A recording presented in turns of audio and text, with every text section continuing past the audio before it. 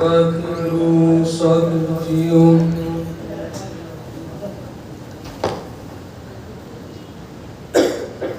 ਸ੍ਰੀ ਨਾਨਕ ਪਗ ਪੰਕਜ ਬੰਦਨ, ਸਿਮਰੋ ਅੰਗਦ ਦੋਖ ਨਿਕੰਦਨ।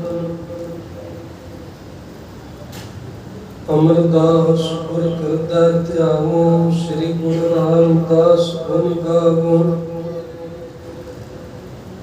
ਗੁਰ ਅਰਜਨ ਵਿਘਨ ਕੇ ਨਾਸਕ, ਸ੍ਰੀ ਹਰਿਗੋਬਿੰਦ ਸੁਮਤ ਪ੍ਰਕਾਸ਼ਕ। ਸ੍ਰੀ ਕਰ ਰਾਏ ਨਮੋ ਕਰ ਜੋਰੇ, ਗੁਰ ਕਰ ਕ੍ਰਿਸ਼ਨ ਮਨਾਏ ਭਗੋਰੇ।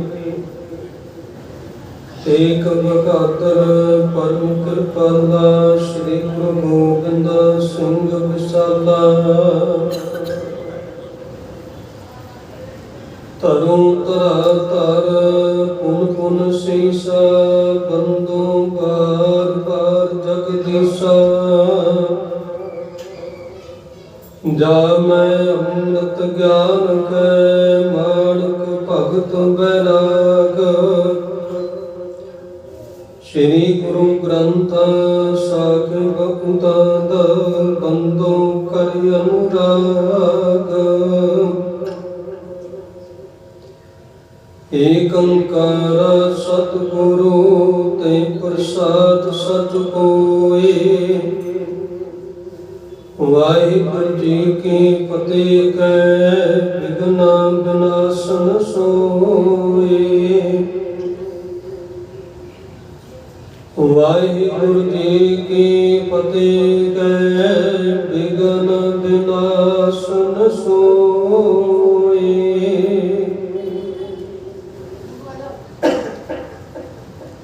ਸਤਨਾਮ ਸ੍ਰੀ ਵਾਹਿਗੁਰੂ ਸਾਹਿਬ ਜੀਓ। ਰਾਗ ਆਸਾ ਮਹੱਲਾ ਪਹਿਲਾ, ਪੱਟੀ ਲਿਖੀ ਏਕ ਓੰਕਾਰ ਸਤ ਗੁਰ ਪ੍ਰਸਾਦ। ਸਸੈ ਸੋਏ ਸ੍ਰਿਸ਼ਟ ਜਿਨ ਸਾਜੀ, ਸਭਨਾ ਸਾਖਿ ਏਕ ਪਿਆਰ। ਸੇਵਤ ਰਗੇ ਚਿਤ ਜਿਨ ਕਾ ਲਾਗਾ, ਆਇਆ ਤਿਨ ਕਾ ਸਬਰ ਧਿਆਨ। ਮਨ ਕਾਗੇ ਭੂਲੇ ਮੂੜ ਮਨਾ, ਜਬ ਲੇਖਾ ਦੀਵੈ ਵੀਰਾ ਤੋ ਪੜਿਆ।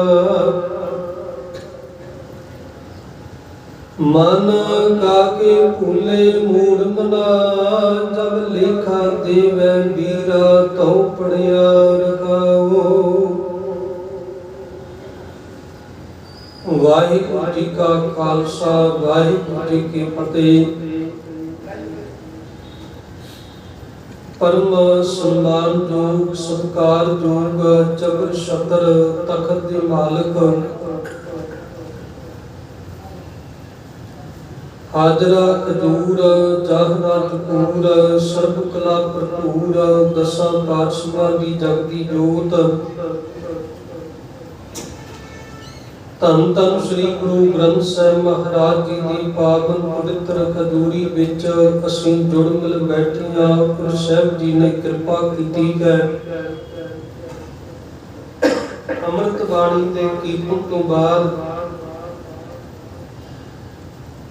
ਧੰਨ ਧੰਨ ਸ੍ਰੀ ਗੁਰੂ ਗ੍ਰੰਥ ਸਾਹਿਬ ਮਹਾਰਾਜ ਜੀ ਦੀ ਪਾਵਨ ਬਾਣੀ ਵਿੱਚ ਜੋ 14ਵੀਆਂ ਬਾਣੀਆਂ ਹਨ, ਇਹਨਾਂ ਦੀ ਵਿਚਾਰ ਆਰੰਭ ਕੀਤੀ ਹੈ। ਔਰ ਇਸ ਸੰਬੰਧ ਦੇ ਵਿੱਚ ਧੰਨ ਗੁਰੂ ਅਰਜਨ ਦੇਵ ਮਹਾਰਾਜ ਜੀ ਦੀ ਗੌੜੀ 52 ਅੱਖਰੀ, ਭਗਤ ਕਬੀਰ ਸਾਹਿਬ ਜੀ ਦੀ ਗੌੜੀ 52 ਅੱਖਰੀ ਔਰ ਭਗਤ ਕਬੀਰ ਸਾਹਿਬ ਜੀ ਦੇ 15 ਤਿੱਥੀ ਤੇ 7 ਵਾਰਾਂ ਦੀ ਵਿਚਾਰ ਕੀਤੀ ਹੈ। ਅੱਗੇ ਧੰਨ ਧੰਨ ਗੁਰੂ ਨਾਨਕ ਸਾਹਿਬ ਜੀ ਦਾ ਪ੍ਰਕਾਸ਼ ਦਿਹਾੜਾ ਆ ਰਿਹਾ ਹੈ। ਸੋ ਇਸ ਸੰਬੰਧ ਵਿੱਚ ਧੰਨ ਗੁਰੂ ਨਾਨਕ ਪਾਤਸ਼ਾਹ ਜੀ ਦੀ ਜੋ ਪਾਵਨ ਬਾਣੀ ਹੈ, ਉਹਨਾਂ ਦੀਆਂ ਕੁਝ ਮੁੱਖ ਜੋ ਰਚਨਾਵਾਂ ਹਨ, ਉਹਦੇ ਵਿੱਚ ਧੰਨ ਗੁਰੂ ਨਾਨਕ ਪਾਤਸ਼ਾਹ ਜੀ ਨੇ ਆਸਾ ਰਾਗ ਦੇ ਵਿੱਚ ਪੱਟੀ ਲਿਖੀ ਹੈ। ਦੱਖਣੀ ਓੰਕਾਰ ਦੀ ਵੀ ਬਾਣੀ ਕੈ, ਸਿੱਧ ਗੋਸ਼ਟ ਦੀ ਵੀ ਬਾਣੀ ਕੈ, ਔਰ ਗੁਰੂ ਨਾਨਕ ਸਾਹਿਬ ਜੀ ਦੀ ਅਰੰਭਕ ਰਚਨਾ ਜਪਜੀ ਸਾਹਿਬ ਜੀ ਦੀ ਪਾਵਨ ਬਾਣੀ ਔਰ ਆਸਾ ਦੀ ਵਾਰ ਜਿਹੜੀ ਕੈ, ਇਹ ਧੰਨ ਗੁਰੂ ਨਾਨਕ ਪਾਤਸ਼ਾਹ ਜੀ ਦੀਆਂ ਕੁਝ ਚੋਣਵੀਆਂ ਬਾਣੀਆਂ ਹਨ। ਤੇ ਇਸ ਵਾਸਤੇ ਧੰਨ ਗੁਰੂ ਨਾਨਕ ਸਾਹਿਬ ਜੀ ਦਾ ਪ੍ਰਕਾਸ਼ ਦਿਹਾੜਾ ਆ ਰਿਹਾ ਹੈ। ਕੁਝ ਚੋਣਵੀਆਂ ਬਾਣੀਆਂ ਦੀ, ਜਿਵੇਂ ਪੱਟੀ ਬਾਣੀ ਹੈ, ਤੇ ਇਸ ਤੋਂ ਬਾਅਦ ਜਪਜੀ ਸਾਹਿਬ ਜੀ ਦੀ ਬਾਣੀ ਦੀ ਜੋ ਵਿਚਾਰ ਹੈ ਉਹ ਆਪਾਂ ਆਰੰਭ ਕਰਨੀ ਹੈ। ਤੇ ਬਾਕੀ ਜੋ ਗੁਰੂ ਸਾਹਿਬ ਜੀ ਦੀਆਂ ਲੰਮੀਆਂ ਬਾਣੀਆਂ ਹਨ, ਸੋ ਅੱਜ ਆਪਾਂ ਜੋ ਪੱਟੀ ਆਸਾ ਰਾਗ ਦੇ ਵਿੱਚ ਧੰਨ ਗੁਰੂ ਨਾਨਕ ਪਾਤਸ਼ਾਹ ਜੀ ਦੀ ਪੱਟੀ ਬਾਣੀ ਹੈ, ਇਹਦੀ ਵਿਚਾਰ ਦੇ ਨਾਲ ਜੁੜਨ ਦਾ ਯਤਨ ਕਰਨਾ ਹੈ। ਮਨ ਬਿਰਤੀਆਂ ਕਾਗਰ ਕਰਦਿਆਂ ਹੋਇਆ ਅੱਜ ਦੇ ਸਤਿਗੁਰੂ ਜੀ ਦੇ ਪਾਵਨ ਬਚਨਾਂ ਨਾਲ ਜੁੜਨ ਦਾ ਯਤਨ ਕਰੀਏ। ਸੁਚਾਰਾਂ ਦੀ ਆਰੰਭਤਾ ਤੋਂ ਪਹਿਲਾਂ ਕਰੋ ਰਸਨਾ ਪਵਿੱਤਰ ਆਖੋ ਜੀ, ਵਾਹਿਗੁਰੂ ਜੀ ਕਾ ਖਾਲਸਾ, ਵਾਹਿਗੁਰੂ ਜੀ ਕੀ ਫਤਿਹ। ਰਾਗ ਆਸਾ ਮਹੱਲਾ ਪਹਿਲਾ, ਪੱਟੀ ਲਿਖੀ ਏਕ ਓੰਕਾਰ ਸਤ ਗੁਰ ਪ੍ਰਸਾਦ। ਆਸਾ ਰਾਗ ਦੇ ਵਿੱਚ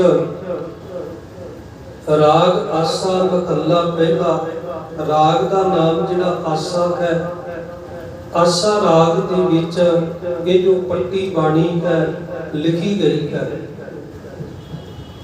ਗੁਰੂ ਗ੍ਰੰਥ ਸਾਹਿਬ ਜੀ ਦੇ ਪਾਵਨ ਅੰਗ 432 ਦੇ ਉੱਪਰ ਸਤਿਗੁਰੂ ਜੀ ਦੇ ਇਹ ਪਾਵਨ ਵਚਨ ਸੁਭਾਏ ਬਾਣੀ ਹਨ।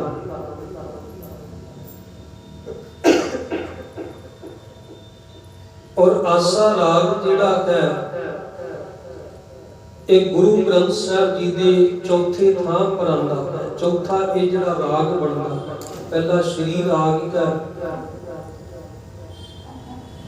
ਇਸ ਤੋਂ ਬਾਅਦ ਮਾਧ ਰਾਗ ਹੈ, ਗੌੜੀ ਰਾਗ ਹੈ, ਤੇ ਚੌਥਾ ਜਿਹੜਾ ਰਾਗ ਹੈ ਇਹ ਆਸਾ ਰਾਗ ਹੈ। ਆਸਾ ਰਾਗ ਵੀ ਲੰਮਾ ਰਾਗ ਹੈ। ਇੱਕ ਗੌੜੀ ਰਾਗ, ਕਿਉਂਕਿ ਗੌੜੀ ਰਾਗ ਦੇ ਵਿੱਚ ਸੁਖਮਨੀ ਸਾਹਿਬ ਜੀ ਦੀ ਬਾਣੀ ਆਉਂਦੀ ਹੈ, ਤੇ ਦੂਜਾ ਆਸਾ ਰਾਗ ਹੈ।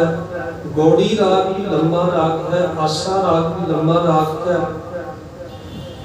ਇਸੇ ਤਰ੍ਹਾਂ ਰਾਮਕਲੀ ਰਾਗ ਵੀ ਲੰਮਾ ਹੈ, ਤੇ ਮਾਰੂ ਰਾਗ ਜਿਹੜਾ ਹੈ, ਇਹ ਜਿਹੜੇ 4-5 ਰਾਗ ਹਨ, ਮਾਰੂ ਰਾਗ, ਰਾਮਕਲੀ ਰਾਗ, ਕਿਉਂਕਿ ਰਾਮਕਲੀ ਰਾਗ ਦੇ ਵਿੱਚ ਧੰਨ ਗੁਰੂ ਅੰਗਦ ਗੁਰੂ ਅਮਰਦਾਸ ਪਾਤਸ਼ਾਹ ਜੀ ਦੀ ਆਨੰਦ ਸਾਹਿਬ ਜੀ ਦੀ ਬਾਣੀ ਆਉਂਦੀ ਹੈ, 2-12 ਆ ਜਾਂਦੀਆਂ ਹਨ। ਤੇ ਜਿਹੜਾ ਮਾਰੂ ਰਾਗ ਹੈ ਇਹਦੇ ਵਿੱਚ ਮਾਰੂ ਸੋਲ ਕੇ ਆਉਂਦੇ ਹਨ, 16-16 ਪਦਿਆਂ ਦਾ ਇੱਕ ਸ਼ਬਦ ਹੈ, 18-18 20 ਪਦਿਆਂ ਦਾ, 22 ਪਦਿਆਂ ਦਾ। ਇਸ ਕਰਕੇ ਰਾਮਕਲੀ ਰਾਗ ਲੰਮਾ ਹੈ, ਮਾਰੂ ਰਾਗ ਲੰਮਾ ਹੈ, ਆਸਾ ਰਾਗ ਲੰਮਾ ਹੈ, ਗੌੜੀ ਜਿਹੜਾ ਰਾਗ ਲੰਮਾ ਰਾਗ ਹੈ। ਇਹ ਕੁਝ ਗੁਰੂ ਗ੍ਰੰਥ ਸਾਹਿਬ ਜੀ ਦੇ ਵਿੱਚ ਲੰਮੇ ਰਾਗ ਹਨ। ਇਹਨਾਂ ਦੇ ਵਿੱਚ ਬਾਣੀਆਂ ਵੀ ਲੰਮੀਆਂ ਸਤਿਗੁਰੂ ਜੀ ਨੇ ਦਰਜ ਕੀਤੀਆਂ। ਔਰ ਇਹ ਆਸਾ ਰਾਗ ਚੌਥੀ ਥਾਂ ਦੇ ਉੱਪਰ ਰਾਗ ਆਉਂਦਾ ਹੈ। ਚੌਥਾ ਰਾਗ ਗੁਰੂ ਗ੍ਰੰਥ ਸਾਹਿਬ ਜੀ ਦੇ ਵਿੱਚ ਹੈ। ਇਹ ਆਸਾ ਜਿਹੜਾ ਹੈ ਇੱਕ ਸੰਪੂਰਨ ਇਹਨੂੰ ਰਾਗਣੀ ਮੰਨਿਆ ਗਿਆ ਹੈ। ਸੰਪੂਰਨ ਜਿਹੜੀ ਹੈ ਆਸਾ ਰਾਗ ਰਾਗਣੀ ਹੈ, ਤੇ ਸਤਿਗੁਰੂ ਜੀ ਨੇ ਇਹ ਹੈ ਰਾਗਣੀ ਹੈ, ਸਤਿਗੁਰੂ ਜੀ ਨੇ ਇਹਨੂੰ ਰਾਗ ਕਰਕੇ ਲਿਖਿਆ ਹੈ। ਤੇ ਆਸਾ ਰਾਗ ਨੂੰ ਜਿਹੜਾ ਗਾਣ ਦਾ ਸਮਾਂ ਹੈ ਉਹ ਸਵੇਰ ਦਾ ਹੈ, ਅੰਮ੍ਰਿਤ ਵੇਲੇ ਦਾ ਹੈ। 3 ਤੋਂ 6 ਵਜੇ ਤੱਕ ਜਿਹੜਾ ਆਸਾ ਰਾਗ ਹੈ ਉਹ ਗਾਇਆ ਜਾ ਸਕਦਾ ਹੈ। ਅੰਮ੍ਰਿਤ ਵੇਲੇ ਦਾ ਇਹ ਰਾਗ ਹੈ। ਇਸੇ ਕਰਕੇ ਆਸਾ ਦੀ ਵਾਰ ਜਿਹੜਾ ਉਹਦਾ ਕੀਰਤਨ ਹੈ ਉਹ ਅੰਮ੍ਰਿਤ ਵੇਲੇ ਕੀਤਾ ਜਾਂਦਾ ਹੈ, ਕਿਉਂਕਿ ਆਸਾ ਦੀ ਵਾਰ ਆਸਾ ਰਾਗ ਵਿੱਚ ਹੈ ਤੇ ਸਮੇਂ ਦੇ ਹਿਸਾਬ ਦੇ ਨਾਲ ਆਸਾ ਦੀ ਵਾਰ ਦਾ ਕੀਰਤਨ ਅੰਮ੍ਰਿਤ ਵੇਲੇ ਹੀ ਹੋ ਸਕਦਾ ਹੈ, ਪਰ ਹੋਣ ਦਾ ਸਮਾਂ ਵੀ 6 ਵਜੇ ਤੋਂ ਪਹਿਲਾਂ 6 ਵਜੇ ਤੋਂ ਬਾਅਦ ਤੇ ਇਸ ਰਾਗ ਦੀ ਸਮਾਪਤੀ ਹੋ ਜਾਂਦੀ ਹੈ। 3 ਤੋਂ 6 ਵਜੇ ਤੱਕ ਇਹ ਜਿਹੜਾ ਰਾਗ ਹੈ ਗਾਇਆ ਜਾ ਸਕਦਾ ਹੈ ਤੇ ਵੈਸੇ ਕਈ ਅੱਗੇ ਪਿੱਛੇ ਵੀ ਗਾ ਲੈਂਦੇ ਹਨ, ਲੇਕਿਨ ਉਹ ਜਿਹੜਾ ਸਮਾਂ ਹੈ ਉਹ ਫਿਕਸ ਹੈ। ਇਸ ਕਰਕੇ ਆਸਾ ਦੀ ਵਾਰ ਵੀ ਅੰਮ੍ਰਿਤ ਵੇਲੇ ਕੀਰਤਨ ਕੀਤਾ ਜਾਂਦਾ ਹੈ। ਰਾਗ ਆਸਾ, ਆਸਾ ਰਾਗ ਮਹੱਲਾ ਪਹਿਲਾ। ਪਹਿਲੇ ਪਾਤਸ਼ਾਹ ਧੰਨ ਧੰਨ ਗੁਰੂ ਨਾਨਕ ਪਾਤਸ਼ਾਹ ਜੀ ਦੀ ਇਹ ਪਾਵਨ ਬਾਣੀ ਹੈ ਪੱਟੀ ਲਿਖੀ, ਜਿਹੜੀ ਧੰਨ ਗੁਰੂ ਨਾਨਕ ਪਾਤਸ਼ਾਹ ਜੀ ਨੇ ਪੱਟੀ ਲਿਖੀ ਹੈ। ਪੱਟੀ ਤੋਂ ਭਾਵ ਹੈ ਫੱਟੀ। ਪੱਟੀ ਦਾ ਸ਼ਬਦ ਦਾ ਅਰਥ ਕੀ ਬਣਦਾ? ਫੱਟੀ। ਹੁਣ ਫੱਟੀ ਕੀ ਹੁੰਦੀ ਹੈ? ਫੱਟੀ ਜਿਹੜੇ ਪੁਰਾਣੇ ਬਜ਼ੁਰਗ ਬੈਠੇ ਹਨ ਜਾਂ ਜਿਹੜੇ ਨੌਜਵਾਨ ਬੈਠੇ ਹਨ, ਥੋੜਾ ਜਿਹਾ ਪਿੱਛੇ ਚਲੇ ਜਾਈਏ ਤੇ ਜਦੋਂ ਉਹ ਬਚਪਨ ਦੇ ਵਿੱਚ ਹੁੰਦੇ ਸਨ ਤੇ ਬਚਪਨ ਦੇ ਵਿੱਚ ਉਹਨਾਂ ਨੂੰ ਫੱਟੀ ਦਿੱਤੀ ਜਾਂਦੀ ਸੀ। ਫੱਟੀ ਦੇ ਉੱਪਰ ਊੜਾ ਐੜਾ ਲਿਖਿਆ ਜਾਂਦਾ, ਗਿਣਤੀ ਲਿਖੀ ਜਾਂਦੀ ਸੀ। ਫੱਟੀ ਨੂੰ ਜਿਹੜਾ ਹੈ ਉਹ ਕਲਮ ਦੇ ਨਾਲ, ਸ਼ਾਹੀ ਦੇ ਨਾਲ ਫੱਟੀ ਦੇ ਉੱਪਰ ਊੜਾ ਐੜਾ ਲਿਖ ਦੇਣਾ, ਲਿਖ ਕੇ ਇੱਕ ਵਾਰੀ ਫਿਰ ਉਹਨੂੰ ਜਿਹੜਾ ਪਾਣੀ ਨਾਲ ਧੋ ਕੇ ਉੱਪਰ ਗਾਚਣੀ ਦੀ ਮਲ ਕੇ ਫਿਰ ਉਹਨੂੰ ਸੁਕਾ ਲੈਣਾ, ਫਿਰ ਅਗਲੇ ਦਿਨ ਲਿਖ ਲੈਣਾ। ਹੁਣ ਧੰਨ ਗੁਰੂ ਨਾਨਕ ਪਾਤਸ਼ਾਹ ਜੀ ਨੇ ਇਹ ਜੋ ਫੱਟੀ ਦੇ ਉੱਪਰ ਜਿਹੜੇ ਅੱਖਰ ਲਿਖੇ ਸਨ, ਜਦੋਂ ਧੰਨ ਗੁਰੂ ਨਾਨਕ ਪਾਤਸ਼ਾਹ ਜੀ 7 ਸਾਲਾਂ ਦੀ ਉਮਰ ਦੇ ਹੋਏ ਹਨ ਤੇ ਧੰਨ ਗੁਰੂ ਨਾਨਕ ਪਾਤਸ਼ਾਹ ਜੀ ਦੇ ਪਿਤਾ ਗੋਪਾਲ ਮਹਿਤਾ ਕਲਿਆਣ ਦਾਸ ਜੀ ਗੁਰੂ ਨਾਨਕ ਪਾਤਸ਼ਾਹ ਜੀ ਨੂੰ ਪੜ੍ਹਾਉਣ ਦੇ ਵਾਸਤੇ ਗੋਪਾਲ ਪੰਜ ਦੇ ਪਾਸ ਲੈ ਕੇ ਗਏ।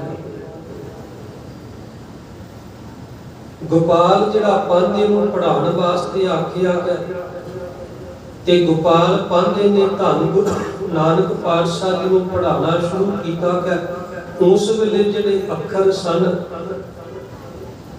ਜਿਹੜੇ ਉਸ ਵੇਲੇ ਗੁਰਮੁਖੀ ਭਾਸ਼ਾ ਦੇ ਜਿਹੜੇ ਅੱਖਰ ਸਨ, ਊੜਾ ਐੜਾ ਈੜੀ ਸੱਸਾ, ਉਹ ਅੱਖਰ ਪੜ੍ਹਾਏ ਵੀ ਹਨ ਤੇ ਫੱਟੀ ਦੇ ਉੱਪਰ ਲਿਖਾਏ ਵੀ ਹਨ। ਧੰਨ ਗੁਰੂ ਨਾਨਕ ਪਾਤਸ਼ਾਹ ਜੀ ਨੇ ਉਹਨਾਂ ਅੱਖਰਾਂ ਨੂੰ ਫੱਟੀ ਤੇ ਲਿਖਿਆ ਵੀ ਹੈ ਤੇ ਉਹਨਾਂ ਅੱਖਰਾਂ ਨੂੰ ਯਾਦ ਵੀ ਕੀਤਾ ਹੈ। ਹੁਣ ਜਦੋਂ ਧੰਨ ਗੁਰੂ ਨਾਨਕ ਪਾਤਸ਼ਾਹ ਜੀ ਨੇ ਉਹ ਅੱਖਰ ਲਿਖ ਲਏ ਹਨ, ਫੱਟੀ ਦੇ ਉੱਪਰ ਯਾਦ ਕਰ ਲਏ ਹਨ ਤੇ ਧੰਨ ਗੁਰੂ ਨਾਨਕ ਪਾਤਸ਼ਾਹ ਜੀ ਨੇ ਉਸ ਗੋਪਾਲ ਪੰਧ ਨੂੰ ਇੱਕ ਸਵਾਲ ਕੀਤਾ ਹੈ ਕਿ ਗੋਪਾਲ ਪੰਧਾ ਜੀ, ਇਹ ਜਿਹੜੇ ਤੁਸੀਂ ਅੱਖਰ ਲਿਖਾਏ ਹਨ, ਜਿਹੜੇ ਯਾਦ ਕਰਾਏ ਹਨ, ਇਸ ਇੱਕ ਇੱਕ ਅੱਖਰ ਦਾ ਭਾਵ ਕੀ ਬਣਦਾ ਹੈ? ਇਸ ਇੱਕ ਇੱਕ ਅੱਖਰ ਦਾ ਅਰਥ ਕੀ ਬਣਦਾ ਹੈ? ਇਹ ਅੱਖਰ ਕੀ ਸਮਝਾ ਰਹੇ ਹਨ? ਤੇ ਗੋਪਾਲ ਪੰਧ ਨੇ ਜਵਾਬ ਦਿੱਤਾ ਕਿ ਇਹ ਇੱਕ ਇੱਕ ਅੱਖਰ ਪੜ੍ਹ ਰਿਹਾ ਹੈ, ਤੂੰ ਯਾਦ ਕਰ ਰਿਹਾ ਹੈ।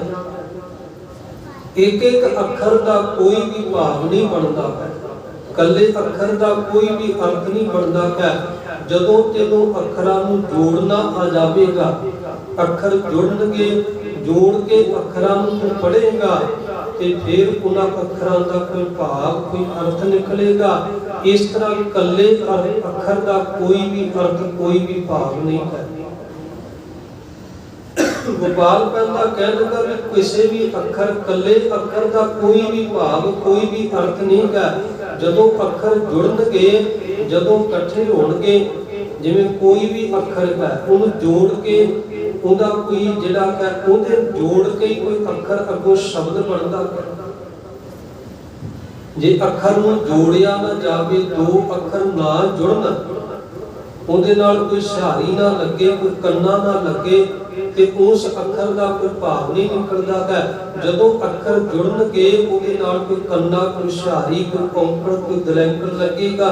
ਅੱਖਰਾਂ ਨੂੰ ਜੋੜ ਕੇ ਕੰਨਾ ਸਿਹਾਰੀ ਲਾਉਣ ਤੋਂ ਬਾਅਦ ਉਹਨਾਂ ਅੱਖਰਾਂ ਦਾ ਕੋਈ ਭਾਵ ਨਿਕਲਦਾ ਹੈ।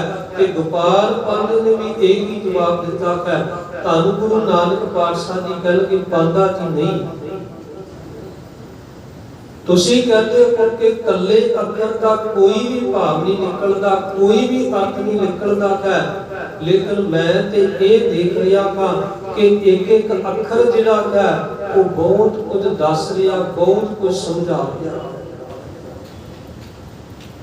ਇੱਕ ਇੱਕ ਅੱਖਰ ਦੇ ਵਿੱਚ ਬੜਾ ਕੁਝ ਲੁਕਿਆ ਹੋਇਆ ਹੈ। ਇੱਕ ਇੱਕ ਅੱਖਰ ਜਿਹੜਾ ਹੈ ਉਹ ਸਾਨੂੰ ਸਮਝਾ ਰਿਹਾ, ਸਿੱਖਿਆ ਦੇ ਰਿਹਾ ਹੈ। ਇੱਕ ਇੱਕ ਅੱਖਰ ਸਾਨੂੰ ਪਰਮਾਤਮਾ ਦੇ ਨਾਲ ਜੋੜ ਰਿਹਾ ਹੈ। ਤੇ ਪਾਂਧਾ ਕਹਿੰਦਾ ਮੈਂ ਤੇ ਅੱਜ ਤੱਕ ਬੜੇ ਬੱਚਿਆਂ ਨੂੰ ਪੜ੍ਹਾਇਆ ਹੈ, ਬੜੇ ਬੱਚਿਆਂ ਨੂੰ ਅੱਖਰ ਸਿਖਾਏ ਹਨ, ਤੇ ਜਿਹੜਾ ਵੀ ਬੱਚਾ ਪੜ੍ਹਿਆ ਹੈ, ਲਿਖਿਆ ਹੈ, ਉਹਨੇ ਕੋਈ ਅੱਖਰ ਨੂੰ ਜੋੜ ਕੇ ਤਾਂ ਹੀ ਉਹਦਾ ਭਾਵ ਕੱਢਿਆ ਹੈ।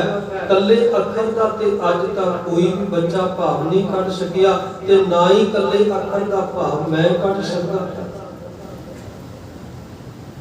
ਉਸ ਵੇਲੇ ਫਿਰ ਧੰਨ ਗੁਰੂ ਨਾਨਕ ਪਾਤਸ਼ਾਹ ਜੀ ਨੇ ਇਹ ਜਿਹੜੇ ਅੱਖਰ ਸਨ, ਇੱਕ ਇੱਕ ਅੱਖਰ ਦਾ ਜਿਹੜਾ ਭਾਵ ਹੈ ਉਹ ਧੰਨ ਗੁਰੂ ਨਾਨਕ ਪਾਤਸ਼ਾਹ ਜੀ ਨੇ ਸਮਝਾਉਣਾ ਕੀਤਾ ਹੈ।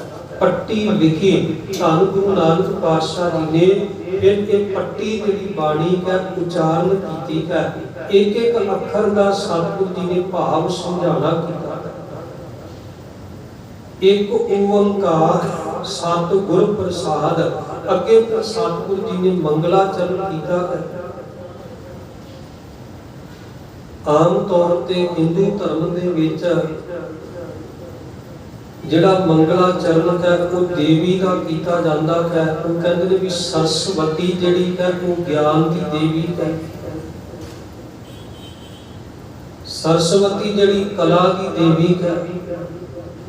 ਇਸ ਕਰਕੇ ਹਿੰਦੂ ਧਰਮ ਦਾ ਕੋਈ ਵੀ ਗ੍ਰੰਥ ਲਵਾਂਗੇ ਉੱਥੇ ਸਭ ਤੋਂ ਪਹਿਲਾਂ ਸਰਸਵਤੀ ਦਾ ਮੰਗਲਾਚਰਨ ਆਉਂਦਾ ਹੈ।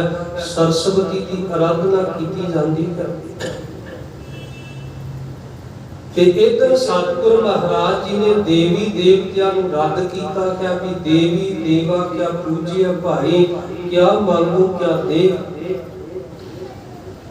ਦੇਵੀ ਦੇਵਤਿਆਂ ਦੀ ਪੂਜਾ ਕਰਕੇ ਕੀ ਮਿਲ ਜਾਵੇਗਾ? ਦੇਵੀ ਦੇਵਾ ਕਿਆ ਪੂਜਿਆ ਭਾਈ, ਕਿਆ ਮੰਗੋ ਕਿਆ ਦੇ। ਪਾਹਣ ਨੀਰ ਪਖਾਲੀਆ ਭਾਈ, ਸਤਿਗੁਰੂ ਪੂਜਾ। ਪੱਥਰ ਨੂੰ ਪਾਣੀ ਦੇ ਵਿੱਚ ਰੱਖਣ ਨਾਲ ਕੋਈ ਵੀ ਫਰਕ ਨਹੀਂ ਪੈਣਾ। ਇਸੇ ਤਰ੍ਹਾਂ ਦੇਵੀ ਦੇਵਤਿਆਂ ਦੀ ਪੂਜਾ ਕਰਕੇ ਕੁਝ ਵੀ ਪ੍ਰਾਪਤ ਨਹੀਂ ਹੋ ਸਕਦਾ। ਇਸ ਕਰਕੇ ਹੁਣ ਸਤਿਗੁਰੂ ਮਹਾਰਾਜ ਜੀ ਨੇ ਇੱਕ ਪਰਮੇਸ਼ਰ ਦੀ ਗੱਲ ਕੀਤੀ ਹੈ, ਇੱਕ ਪਰਮਾਤਮਾ ਨੂੰ ਮੰਨਿਆ ਹੈ, ਇੱਕ ਪਰਮੇਸ਼ਰ ਦੀ ਆਰਾਧਨਾ ਕੀਤੀ ਹੈ, ਇੱਕ ਪਰਮਾਤਮਾ ਨੂੰ ਧਿਆਨਾ ਕੀਤਾ ਹੈ। ਤੇ ਹੁਣ ਸਤਿਗੁਰੂ ਮਹਾਰਾਜ ਜੀ ਇੱਕ ਪਰਮਾਤਮਾ ਦਾ ਇੱਥੇ ਮੰਗਲਾਚਰਨ ਕਰਦੇ। ਇੱਕ ਓੰਕਾਰ ਸਤਿਗੁਰ ਪ੍ਰਸਾਦ, ਇੱਕ ਦਾ ਅਰਥ ਹੈ ਇੱਕ ਓੰਕਾਰ। ਜਿਹੜਾ ਓੰਕਾਰ ਸ਼ਬਦ ਹੈ ਇਹ ਵੀ ਦੋ ਸ਼ਬਦਾਂ ਤੋਂ ਬਣਿਆ ਹੈ, ਓੰਗ ਤੇ ਕਾਰ। ਓੰਗ ਦਾ ਅਰਥ ਹੈ ਬ੍ਰਹਮ ਪਰਮਾਤਮਾ, ਤੇ ਕਾਰ ਤੋਂ ਭਾਵ ਹੈ ਇੱਕ ਰਸ ਰਮਿਆ ਹੋਇਆ। ਇੱਕ ਰਸ ਜਿਹੜਾ ਸਾਰੇ ਜਗਤ ਵਿੱਚ ਵਿਆਪਕ ਹੈ।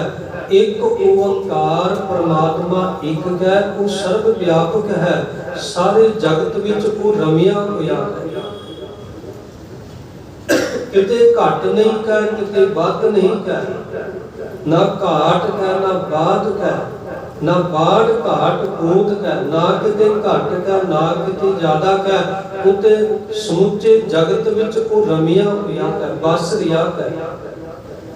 ਕੋਈ ਜਿਹੜਾ ਹੈ ਜਗਤ ਨੂੰ ਪੈਦਾ ਕਰਨ ਵਾਲਾ ਹੈ, ਕੋਈ ਜਗਤ ਨੂੰ ਚਲਾਉਣ ਵਾਲਾ ਹੈ, ਕੋਈ ਜਗਤ ਦਾ ਨਾਸ਼ ਕਰਨ ਵਾਲਾ ਹੈ। ਉਤੋਂ ਹੀ ਪੈਦਾ ਹੋਇਆ ਹੈ ਤੇ ਉਹਦੇ ਵਿੱਚ ਹੀ ਜਗਤ ਨੇ ਲੀਨ ਹੋ ਜਾਣਾ।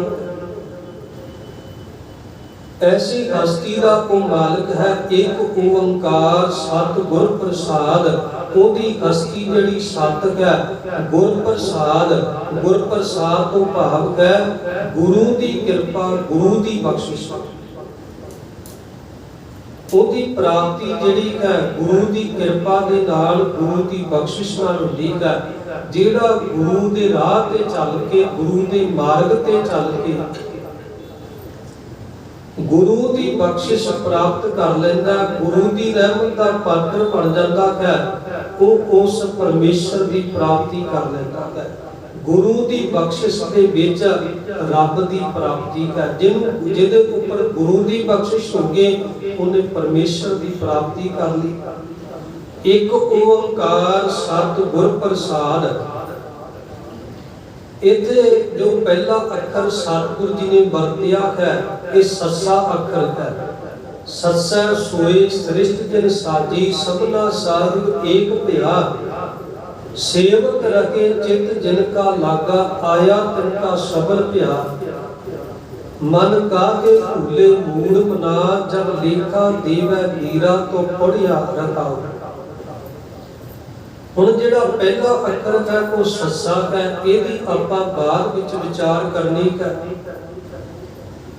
ਤੇ ਇਸ ਪੱਟੀ ਬਾਣੀ ਦੀ ਜਿਹੜੀ ਰਹਾਉ ਦੀ ਪੰਕਤੀ ਹੈ, ਕਿਉਂਕਿ ਰਹਾਉ ਦੀ ਪੰਕਤੀ ਦੇ ਵਿੱਚ ਕੇਂਦਰੀ ਭਾਵ ਹੁੰਦਾ ਹੈ, ਤੇ ਸਤਿਗੁਰੂ ਮਹਾਰਾਜ ਜੀ ਨੇ ਰਹਾਉ ਦੀ ਪੰਕਤੀ ਦੇ ਵਿੱਚ ਇਸ ਬਾਣੀ ਦਾ ਜੋ ਮੇਨ ਭਾਵ ਹੈ ਉਹ ਸਾਹਿਬ ਜੀ ਨੇ ਲਿਖਣਾ ਕੀਤਾ ਹੈ। ਸਾਹਿਬ ਜੀ ਰਹਾਉ ਦੀ ਪੰਕਤੀ ਵਿੱਚ ਕਿਰਪਾ ਕਰਦੇ ਨੇ, ਮਨ ਕਾਹੇ ਭੁੱਲੇ ਮੂੜ ਮਨਾ। ਇਹ ਮਨਾ ਤੂੰ ਕਾਹੇ ਜਿਹੜਾ ਭੁੱਲਿਆ ਫਿਰਦਾ ਹੈ, ਕਾਹਦੇ ਵਾਸਤੇ ਤੂੰ ਭਟਕਿਆ ਫਿਰਦਾ ਹੈ। ਮਨ ਕਾਹੇ ਭੁੱਲੇ ਮੂੜ ਮਨਾ, ਜਬ ਲੇਖਾ ਦੀਵਾ ਵੀਰਾ ਤੋਂ ਪੜਿਆ। ਤੇ ਅੱਗੇ ਸਾਹਿਬ ਜੀ ਕਿਰਪਾ ਕਰਦੇ ਨੇ, ਜਬ ਲੇਖਾ ਦੇਵਾ ਵੀਰਾ ਤੋਂ ਪੜਿਆ। ਸਤਿਗੁਰੂ ਜੀ ਕਿਰਪਾ ਕਰਦੇ ਨੇ ਵੀ ਜਦੋਂ ਇਹ ਮਾਇਆ ਦੇ ਮੋਹ ਵਿੱਚ ਪੈ ਕੇ, ਮਾਇਆ ਦੇ ਵਿੱਚ ਖਚਤ ਹੋ ਕਰਕੇ ਜਦੋਂ ਇਹ ਪਰਮੇਸ਼ਰ ਨੂੰ ਭੁੱਲ ਜਾਂਦਾ ਹੈ, ਮਨ ਕਾਹੇ ਭੁੱਲੇ ਮੂੜ ਮਨਾ।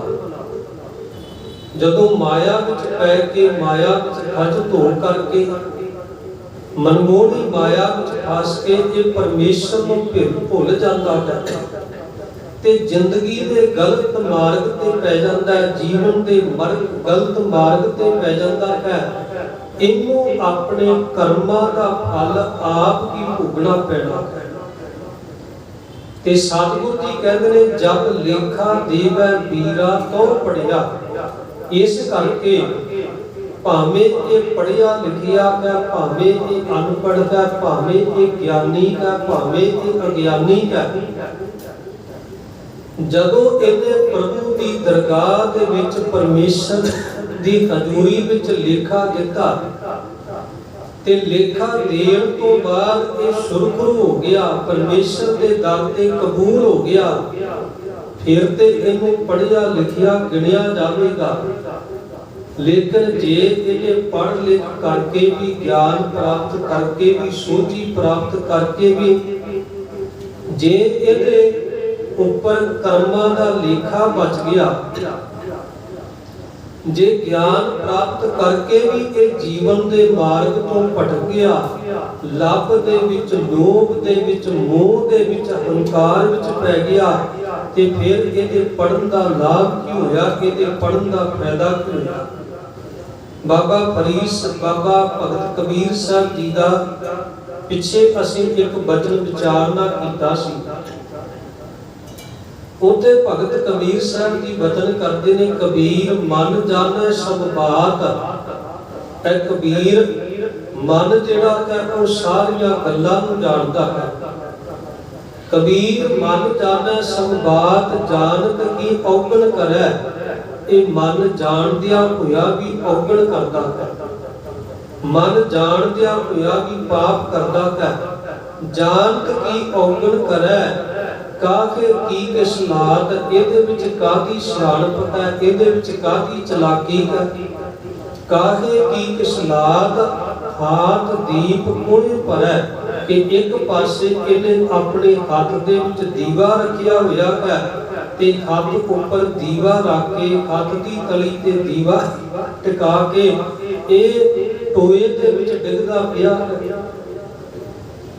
ਹੱਥ ਦੇ ਉੱਪਰ ਦੀਵਾ ਰੱਖ ਕੇ ਇਹ ਠੋਕਰ ਖਾਂਦਾ ਪਿਆ ਹੈ। ਫਿਰ ਭਗਤ ਕਬੀਰ ਸਾਹਿਬ ਜੀ ਕਹਿੰਦੇ ਨੇ ਜਿਹੜਾ ਇਹਨੇ ਹੱਥ ਵਿੱਚ ਦੀਵਾ ਪਕੜਿਆ ਹੈ ਉਸ ਦੀਵੇ ਦਾ ਕੀ ਲਾਭ ਹੈ। ਇਹਦੇ ਉਲਟਾ ਦੀਵੇ ਦੀ ਉਹ ਨਰਾਦਰੀ ਕਰ ਰਿਹਾ ਹੈ। ਦੀਵਾ ਵੀ ਇਹਨੂੰ ਕਹਿ ਰਿਹਾ ਵੀ ਤੂੰ ਮੈਨੂੰ ਹੱਥ ਵਿੱਚ ਪਕੜਿਆ, ਤੇਰੇ ਕੋਲ ਪ੍ਰਕਾਸ਼ ਵੀ ਆ, ਚਾਨਣ ਵੀ ਹੈ, ਤੇ ਫਿਰ ਵੀ ਤੂੰ ਦੀਵੇ ਟੋਏ ਵਿੱਚ ਡਿੱਗਦਾ ਪਿਆ ਹੈ।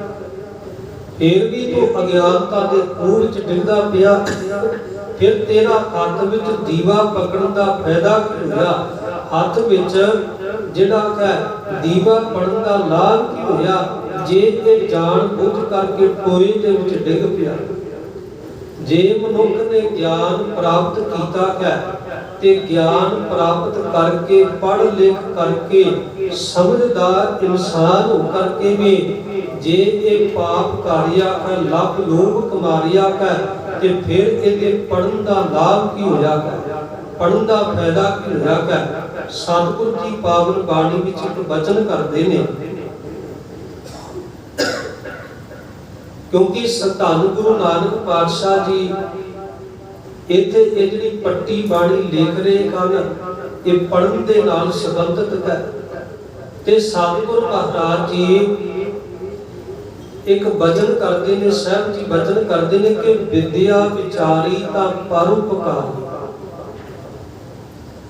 ਜੇ ਇਹਨੇ ਵਿਦਿਆ ਪ੍ਰਾਪਤ ਕੀਤੀ ਹੈ, ਜੇ ਇਹਨੇ ਗਿਆਨ ਪ੍ਰਾਪਤ ਕੀਤਾ ਹੈ, ਜੇ ਇਹਨੂੰ ਸੋਝੀ ਆ ਗਈ ਹੈ, ਸਮਝ ਆ ਗਈ ਹੈ, ਇਹਦੇ ਕੋਲ ਗਿਆਨ ਆ ਗਿਆ ਹੈ, ਪੜ੍ਹ ਲਿਖ ਕਰਕੇ ਬੜਾ ਇਹਨੇ ਗਿਆਨ ਪ੍ਰਾਪਤ ਕਰ ਲਿਆ ਹੈ। ਲੇਕਿਨ ਜੇ ਇਸ ਵਿਦਿਆ ਨੂੰ ਪੜ੍ਹਨ ਦੇ ਨਾਲ, ਜੇ ਵਿਦਿਆ ਦੀ ਵਿਚਾਰ ਦੇ ਨਾਲ ਇਹ ਦੂਜੇ ਦਾ ਭਲਾ ਨਹੀਂ ਕਰ ਸਕਿਆ, ਦੂਜੇ ਦੇ ਉੱਪਰ ਇਹ ਪਰਉਪਕਾਰ ਨਹੀਂ ਕਰ ਸਕਿਆ, ਤੇ ਸਤਿਗੁਰੂ ਜੀ ਕਹਿੰਦੇ ਨੇ ਫਿਰ ਇਹਦੇ ਵਿਦਿਆ ਨੂੰ ਪੜ੍ਹਨ ਦਾ ਲਾਭ ਕੀ ਹੈ? ਵਿਦਿਆ ਵਿਚਾਰੀ ਦਾ ਪਰਉਪਕਾਰੀ। ਵਿਦਿਆ ਇਹਨੇ ਭਲੇ ਵਾਸਤੇ, ਪਰਉਪਕਾਰ ਵਾਸਤੇ ਪੜ੍ਹਨੀ ਸੀ।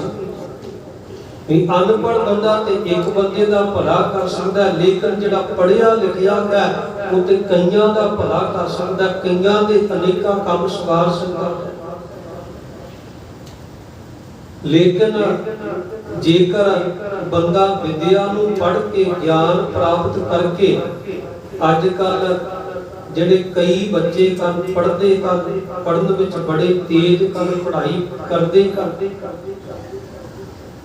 ਵੱਡੀਆਂ ਵੱਡੀਆਂ ਉਹ ਡਿਗਰੀਆਂ ਵੀ ਪ੍ਰਾਪਤ ਕਰ ਲੈਂਦੇ ਹਨ।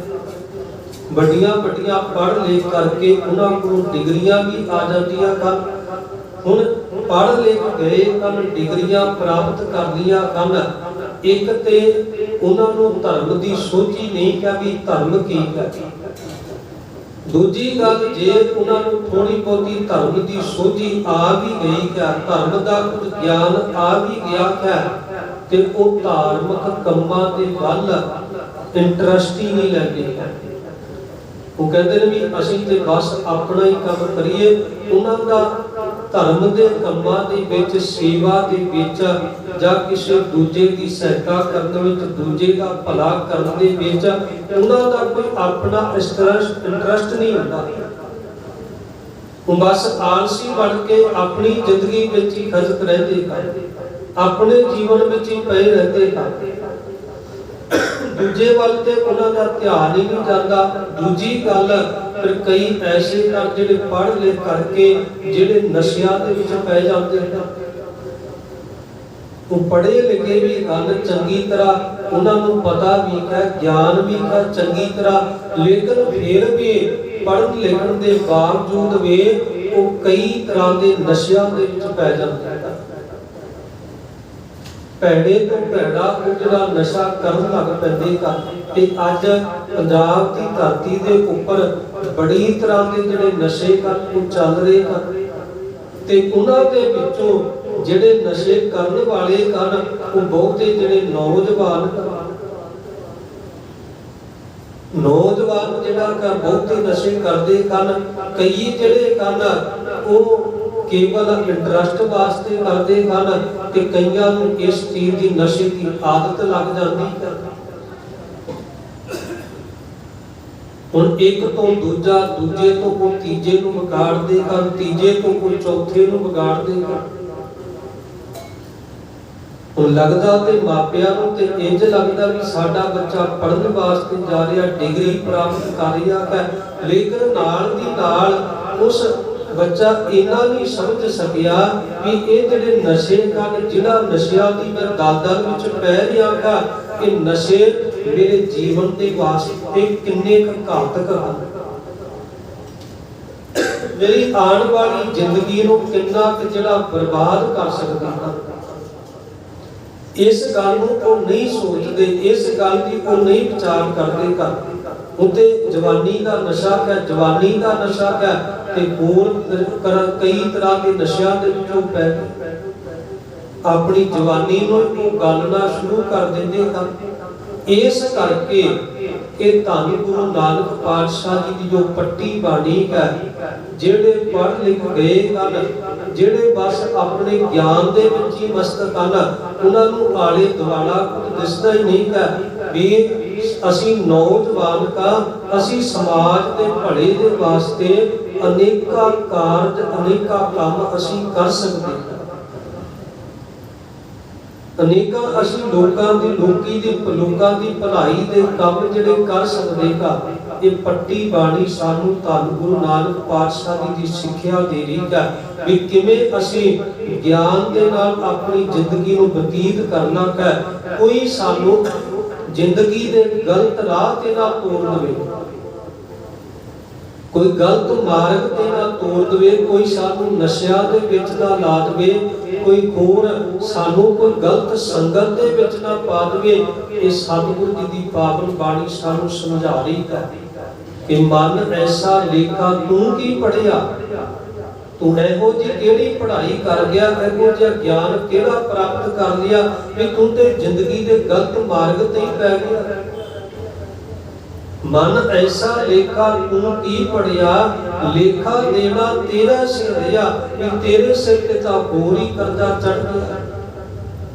क्योंकि जदों बंदा दुनिया ते आया है, मनुख ने संसार ते आके जन्म लिया है, जन्म लैंदे सार इहदे उपर पता नहीं किन्ने क कर्जे चढ़ गए।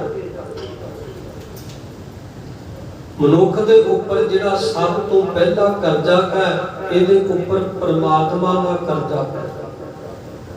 जिस परमेश्वर ने इनू ये मनुखा देह ही बख्शी है, पंज तत्तां दा शरीर बख्शिया है, श्वास बख्शे का, मनुखा देह ही बख्शी है, लेकिन ये देह ही तंदुरुस्त है। हाथ पैर इहदे सही कन, अखां देख रही ने, कन सुन रहे ने, जबान इहदी बोल रही है। इस करके परमात्मा का शुकराना करना पड़ता है। सब तो पहला कर्ज परमात्मा का, दूजा इहदे उपर कर्ज है इहदे माता पिता का, जिन्हां ने इहनूं पालिया है, पोसिया है, बड़ा कीता है, इहनूं पढ़ाया है, लिखाया है, उस माता पिता का इहदे उपर कर्ज है। फिर इहदे उपर अपने आले दुआले का समाज का कर्ज है, जिन्हें इहनूं इह जिहड़ा माहौल जिहड़ा बख्शिया है भी इहदा जीवन चंगा बन सकिया। जिहड़े इहदे टीचर हन, जिहड़े इहनूं पढ़ाउण वाले हन, इहनूं ज्ञान देण वाले हन, उन्हां दा कर्ज है। फिर सब तो वड्डा कर्ज इहदे उपर गुरु दा कर्ज है। सब तो वड्डा कर्ज इहदे उपर गुरु दा कर्ज है, सतगुर दा कर्ज है। क्योंकि गुरु ने सानू बचाण दे वास्ते, गुरु ने सानू जिहड़ा है दुनिया के उपर ऐसी बख्शिशा, ऐसियां रहमतां देण वास्ते, ये वडियाइयां देण वास्ते सतगुरु जी ने सब कुछ ही अपना वार दिता, परिवार तक वार दिता, अपने छोटे छोटे बच्चियां नूं सतगुरु जी ने कुर्बान कर दिता। इस करके गुरु दा कर्ज साडे उपर सब तो ज्यादा है। धन गुरु रामदास पातशाह जी पावन बाणी विच एक वचन कर दिता, हमरे मस्तक दाग दगाना, साडे मथे दे उपर दाग लगा हुआ है। हमरे मस्तक दाग दगाना, हम कर्ज गुरु को साडे, साडे मथे ते दाग लगा है। साडे सिर ते तां अपने गुरु दा ही कर्जा बहुत ज्यादा है। असीं ना परमात्मा का कर्जा ला सके, ना माता पिता का कर्जा ला सके, ना समाज का कर्जा ला सके, ना अपने गुरु का कर्जा ला सके। कोई एक ते असीं कर्जा वापस कर दिंदे, कोई एक अद्धा ते कर्जा ला दिंदे। असीं ते भारी कर्जे विच बसे होएगा ते एडा वड्डा साडे सिर ते कर्जा चढ़िया है ते कोई बंदा पढ़ लिख करके अवेसला होके पिया है, कोई नशियां दी दलदल विच डिग्गिया फिरदा है। इस करके सतगुरु जी इत्थे समझा रहे हैं कि खमरे मस्तक दाग दगाना, कम कर्ज गुरु को साडे, साडे मथे उपर दाग लगा। पुराने समय दे विच जदों कोई सिपाही जिहड़ा किसी राजे दे पास भर्ती हुंदा, उस सिपाही किन्ना क वधिया वो घोड़ा चला सकदा, किन्नी क वधिया उहदी शस्त्र विद्या है, किन्ना क वो जिहड़ा सिपाही बलवान है, किन्ना क वो ताकतवर है। ये सब कुछ वेख करके उस सिपाही नूं राजे पास नौकरी ते रखिया जाता। उस सिपाही की फिर तनख्वाह जिहड़ी का मुकर्रर की जाती भी इन्नी इस सिपाही नूं तनख्वाह दी जानी है। जदों सिपाही नूं रख लिया जाता, तनख्वाह उहदी नियत कर दी जाती ते इस तो बाद उस सिपाही नूं फिर राजे की वर्दी दी जाती ते वर्दी देण लगिया उस सिपाही दे मथे दे उपर एक दाग लाया जाता सी, एक स्टैंप लाई जाती सी भी ये राजे दा सिपाही है, ये राजे दा पक्का सिपाही है। इहदे उपर इहदे मथे ते स्टैंप लगी है। ये जंग दे मैदान विच मर ते सकदा है, लेकिन जंग दे मैदान तो ये भज नहीं सकदा। जे जंग दे मैदान विच भजेगा, राजे नूं धोखा दे दिया, राजे दे नाल ये नमक हरामी कर रिहा, क्योंकि इहदे मथे ते दाग लगा है भी राजे दी खातर इहनूं मरना पवेगा। ये जंग दे मैदान विचों भज नहीं सकदा है, क्योंकि इहदे मथे ते दाग लगा है, मथे ते निशान राजे दा लगा होया है। इहनूं हर हालत विच जंग दे मैदान विच लड़ना ही पवेगा। ते धन गुरु रामदास पातशाह जी इस गल की उदाहरण दे रहे कि हमरे मस्तक दाग दगाना, साडे मथे ते दाग लगा है, साडे मथे दे उपर गुरु ने पक्का निशान पा दिता है कि इन पुत्रन के शीश पर वार किए सुख चार, चार हुए तो क्या हुआ जीवत कई हजार। जे ते सतगुरु जी अपने पुत्रां नूं बचा लैंदे, जे ते सतगुरु जी अपने परिवार नूं बचा लैंदे, फिर ते असीं कह सकदे सी भी सतगुरु महाराज जी ने चलो असीं अपने पुत्रां नूं बचा लिया है, असीं बाकी ते सब कुछ कर सकदे हां, गुरु की खातर अपनी जान कुर्बान नहीं कर सकते। सतगुरु ने अपना आप ते के अपने पुत्रां नूं भी कुर्बान कर दिता है। असीं ते हुण मुकर भी नहीं सकते। असीं ते ये भी नहीं कह सकते गुरु ने साडे वास्ते कुछ कीता ही नहीं कर। गुरु ने ते पक्की स्टैंप ला दी है, गुरु ने ते पक्की मोहर ला दी है। असीं गुरु तो बेमुख होण जोगे। हमरे मस्तक दाग दगाना, कब कर्ज गुरु को साडे, गुरु ने साडे उपर बड़ा जिहड़ा कर्ज चढ़ा दिता है ते साडा ये फर्ज है किसी ना किसी ढंग नाल गुरु का एक कर्जा ला दिता। इस करके धन गुरु नानक पातशाह जी इत्थे पावन वचन कर रहे ने, मन ऐसा लेखा तू की पढ़िया है मना, तू किहो जिहा लेखा पढ़ लिया है। तू ते पढ़ लिख करके ज्ञान प्राप्त करके चंगा समाज बनाना सी, तू अपने धर्म दे वास्ते कुछ करना सी, तू सिक्खी दे वास्ते कुछ करना सी। तू ते अपने माँ बाप का कर्ज लाना सीगा, तू ते परमेश्वर की भगती करके उस मालिक की बंदगी करके परमेश्वर दिया नजरां दे विच कबूल होना सी। उल्टा जिहड़ा है इते माया विच ही गलतान होकर के पापां दे राह ते पै के माया दे राह ते पै के अपने जीवन की बर्बादी करी जा रहा, अपने जीवन को आप ही उजाड़ी जा रहा। इस करके सतगुर जी समझा रहे ने, मन ऐसा लेखा तू की पढ़िया लेखा देना तेरा सिर रिया, भी ये ना होवे भी लेखा तेरे सिर ते रह जावे। इहो जिहा जीवन बतीत कर, इहो जी जिंदगी का ढंग अपना कि तू जिंदगी तो जिहड़ा सुरखर हो जावे, अपने जीवन नूं जिहड़ा है तू सफल कर देवे। ते सतगुर महाराज जी जो पहला वर्णन है इत्थे फिर सतगुर जी वचन करते ਹਨ, ਰਹੇ ਕਿਤ ਜਿਨਕਾ ਲਗਾ ਆਇਆ ਤਿਨਕਾ ਸ਼ਬਦ ਭਇਆ। ਅੱਗੇ ਫਿਰ ਸਤਿਗੁਰ ਮਹਾਰਾਜ ਜੀ ਜੋ ਪਹਿਲਾ ਅੱਖਰ ਹੈ ਸੱਸਾ ਅੱਖਰ ਸਾਹਿਬ ਜੀ ਨੇ ਵਰਤਨਾ ਕੀਤਾ ਹੈ, ਸੱਸੈ ਸੋਏ ਸ੍ਰਿਸ਼ਟ ਜਿਨ ਸਾਜੀ।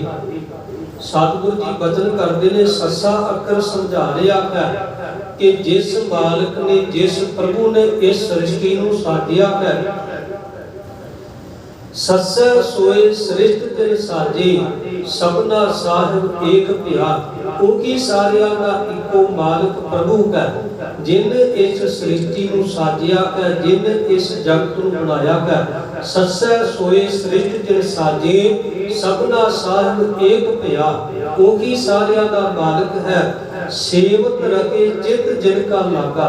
ते उस मालिक की सेवा करदिया, ओदी भगती करदिया, सेवक रखे चित जिनका लागा, जिन्हां दा उन्हां दे नाम दे विच चित लग गया।